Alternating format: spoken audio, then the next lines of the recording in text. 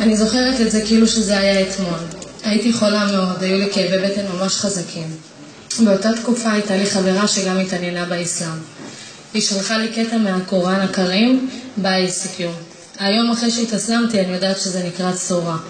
הסורה הייתה 14 דקות ו58 שניות. הפעלתי את הסורה ולאט לאט התחילו להיעלם לי כאבי בטן.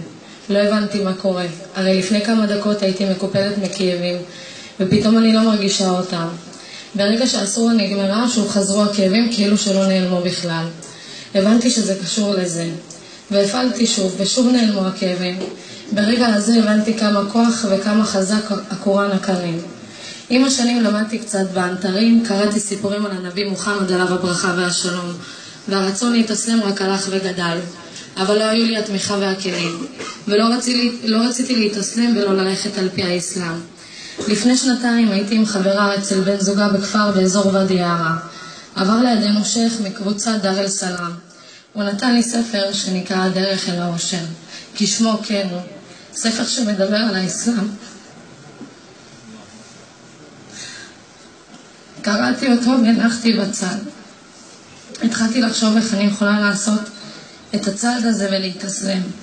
לפני 7 חודשים, בזמן שעשיתי סדר בספרים שלי, נתקלתי שוב בספר. דפדחתי בו ובסוף הספר ראיתי לפרטים ולבוררים שם ומספר טלפון. באותו הרגע לקחתי את הנייד שלי ופשוט חייגתי. ענה לי שייך, סיפרתי לו מה שאני רוצה לעשות וביקשתי הכוונה וכלים. השייך הסביר לי הכל, כיוון אותי ובאותו רגע כבר קבענו יום שבו ניסה לאל-אקצא להתאסלם. וכך היה, נסענו למופתי בירושלים, התאסלמתי וקיבלתי את כל התמיכה והכלים שרק יכולתי לבקש מאללה. את תהליך ההתאסלמות עברו איתי שייכים מקבוצת דאר אל סלאם וליוו איתי. מה הרגשתי באותו רגע? אני לא יודעת.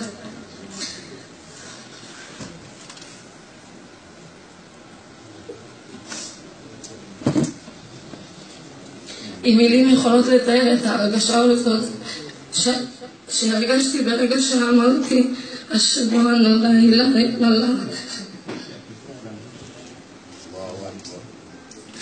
ואשהד אן מוחמד רסול אללה. الله أكبر ولله الحمد. الله أكبر ولله الحمد. الله أكبر ولله الحمد. الله أكبر ولله الحمد. الله أكبر ولله الحمد. الله أكبر ولله الحمد. באותה שנייה התחלתי לבכות בכי טהור, נקי, כאילו שמישהו פתח ברז מים, ירדו ממנו. הרגשתי בן אדם חדש, בן אדם אחר, כאילו שברגע אחד כל העבר שלי נשאר מאחוריי, ופה אני מתחילה דרך חדשה. הרגשתי שאללה איתי, מגן ושומר עליי, ושהאסלאם זאת הדרך הטובה עבורי. אתם בטח יושבים ושואלים את עצמכם אם המשפחה שלי יודעת על זה, ואיך הם מגיבים לזה.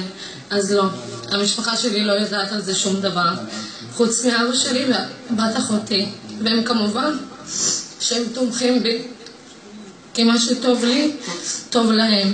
אבל אם אמא שלי או האחים והאחיות שלי ידעו על זה, זה כבר יהיה סיפור אחר לגמרי.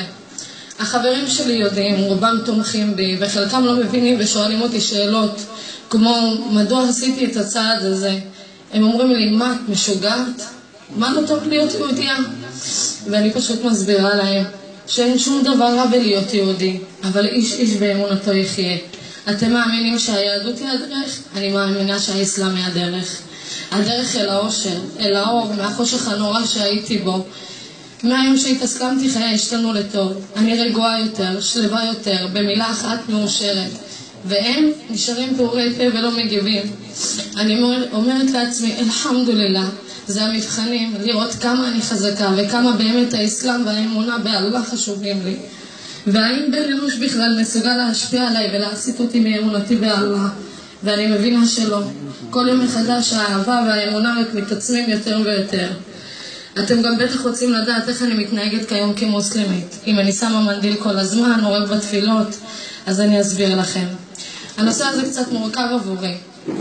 אני נמצאת בתוך חברה יהודית. אני גרה בעיר ולא בכפר.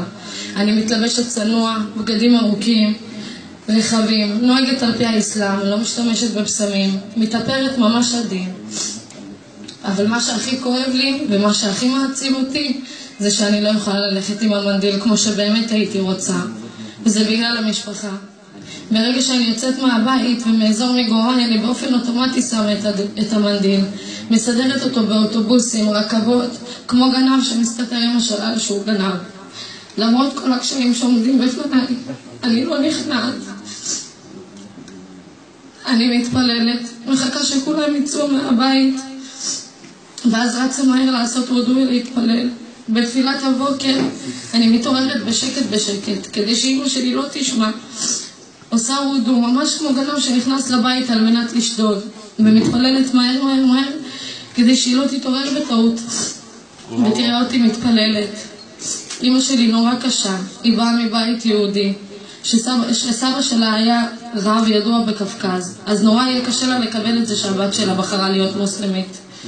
אני מאמינה באללה שהוא ייתן לי את הכוח, ולאט לאט אני גם אצליח ללכת עם מנדיל באופן קבוע, וייתן לי את הכוח לספר לאמא שהתאסלמתי. אני שומרת, לפני שהתאסלמתי הייתי שומרת מסורת, הייתי צמה בכיפור, מדליקה נרות שבת, אבל לא שומרת שבת. גם הכיפור הזה צמתי, על מנת שהמשפחה לא יחשדו או ירגישו שהתאסלמתי. אני חיה בין שתי עולמות, צמה רמדאן ואחריו אני צמה כיפור. למה? אני מקווה ומבקשת מאללה שיסלח לי.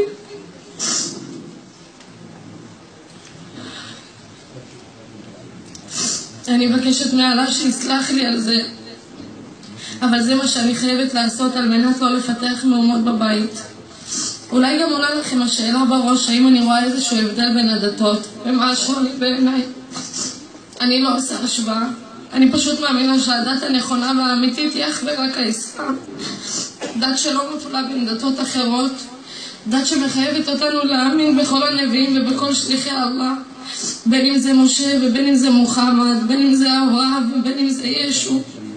אפילו בתפילה כתוב אלוהום סל על מוחמד ועל אל מוחמד כמה סלית על אברהם ועל אל אברהם, שזה אומר אללה שלח את רחמך על מוחמד ובני דורותיו כמו ששלחת את רחמך על אברהם ובני דורותיו.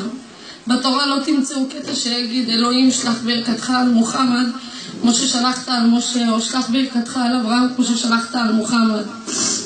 אצל היהודים אנחנו מנדים, והלא לכולנו יש אל אחד, והלא כל הנביאים הם שליחי אללה. אין דבר כזה שתי אלים. האסלאם עם כל הקשיים והאיסורים בו היא דת חזקה, אמיתית, נכונה, שאין בה שום התערבות של בן אנוש. מי שנכנס לאסלאם נפתח בפניו האור האמיתי של העולם. לפני שהתאסלמתי המון פעמים עלתה בראשי המחשבה איך אני אלמד ואיך אני אדע מה האיסורים, מה עושים ואיך. אז ביום שהתאסלמתי השייח נתן לי ספר שנקרא האסלאם, מה, מדוע וכיצד.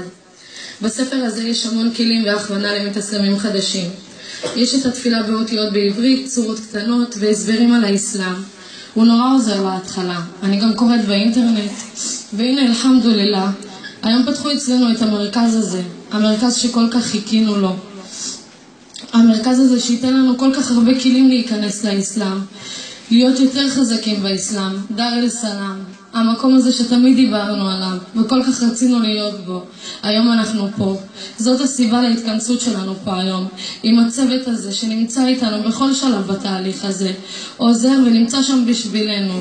השייחים יאמר לזכותם בקשר תמידי איתי, עוזרים כשאני צריכה, עונים על שאלות שאני שואלת, ויש המון אנשים מוסלמים שיודעים שהתאסלמתי וגם הם עוזרים בכל דרך שהם יכולים. נמצאת איתי פה היום עוד חברה שהתאסלמה, אלחמדולillah. יש עוד 3 בנות שהתאסלמו והם לא הצליחו לבוא היום לצערי.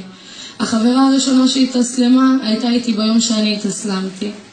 ישבנו ביחד בבית והייתי כל כך נרגשת מהצד הזה שאני הולכת לעשות, אז סיפרתי לה עליו. ואז היא גם אמרה לי שהיא רוצה להתאסלם. אנחנו חושבות כבר המון זמן לעשות את זה, אבל היא לא יודעת איך, אין לה את הכלים.